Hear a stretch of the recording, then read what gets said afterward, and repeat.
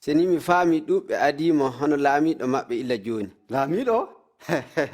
Laamiɗo eeloɓe e wuyɓe kay. Min gi'i iri maɓɓe. Ɓe gara, ɓe kaala, ɓe dilla. Nden ɓe jeggite. To majje, inde makko no mawna nyande fuu. Himɓe no giɗimo du. Ɓe miili o laamiɗo.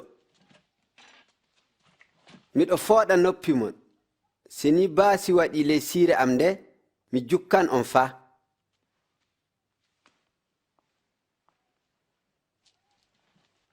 Tawte goonga non.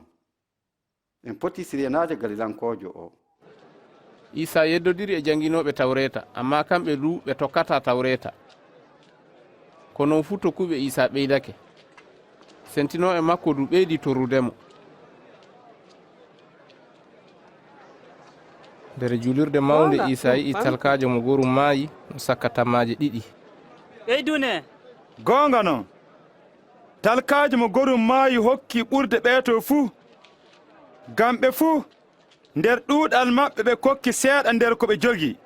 Amma kanko nder rafi makko o hokki ceeroy seɗɗa koye o wuurdi.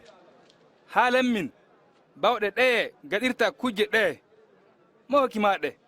Min du hunde worre ƴamanmi on. Moye lili Yaya waɗa baptisima, laamɗo na himɓe?